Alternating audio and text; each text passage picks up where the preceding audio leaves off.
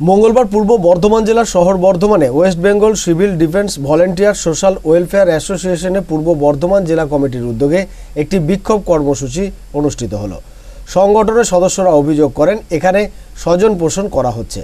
SY স্বজন পোষণ করে করাপশন করে এই 4 জন বেস্ট আবদামিত্র ভলেন্টিয়ার্সের নাম উনি নথিভুক্ত করেন এবং যার 40 বছর এজ পেরিয়ে গেছে তারও নাম নথিভুক্ত করে এবং কোনো আমাদের যে 4টে সাব ডিভিশন আছে সেই 4টে সাব ডিভিশনে কোনো প্রকার কোনো মেল না করে নিজের মনের মতো রাতের অন্ধকারে এই 4 জন ভলেন্টিয়ার্সের নাম উনি পাঠিয়ে দেন এবং আমরা ওসির কাছে এসেছিলাম, আমাদের সিভিল ডিফেন্স ওসির কাছে এসেছিলাম, এসে আমরা বলেছিলাম যে কি করে এই 4 জন বেস্ট আবদামিত্র ভলেন্টিয়ারের নাম গেল। তা ওনারা যখন বলেন যে যাদের বেশি ট্রেনিং আছে, তখন আমরা আবার জানলাম সাউথে যাদের বেশি ট্রেনিং আছে সেখান থেকে দেখছি যার ট্রেনিং বেশি আছে স্যারের সঙ্গে এই কথা কোনো মিল নেই এবং যখন দেখছি এর বেশি ট্রেনিং আছে স্যার তখন এই আমরা স্যারকে আবার চার্জ করলাম, স্যার এটা তো বেশি ট্রেনিং আছে হায়ার ট্রেনিং আছে, এর নাম কেন গেল না? তখন কোনো সদুত্তর দিতে পারেনি। সবটাই করেছেন আমাদের এসওয়াই নিজের মনের মতো রাতের অন্ধকারে এই নাম পাঠিয়েছেন। ইমিডিয়েটলি আমরা এই নাম অবিলম্বে আমরা ক্যান্সেল চাইছি।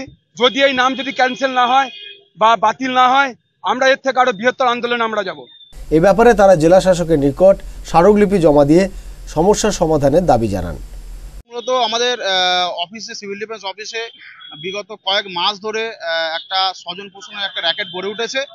তো সেই র্যাকেটের বিরুদ্ধে, সেই স্বজন পোষণ দুর্নীতির বিরুদ্ধে আমাদের আজকে এই বিক্ষোভ সমাবেশ। চাইছি এই যে দুর্নীতি চলছে এর বিরুদ্ধে আমাদের মাননীয় ম্যাডাম উপযুক্ত পদক্ষেপ গ্রহণ করুক এবং আমরা বিগত দিনে এগুলো আমাদের ওসি স্যারকেও জানিয়েছিলাম। আমরা ডেপুটেশন আগে ওনার সঙ্গে সাক্ষাৎ করে কথা বলেছিলাম, তা সত্ত্বেও আমাদের কোনো সুরা না হওয়ার কারণে আজকে আমাদের বিক্ষোভ সমাবেশে নামতে বাধ্য হয়েছি।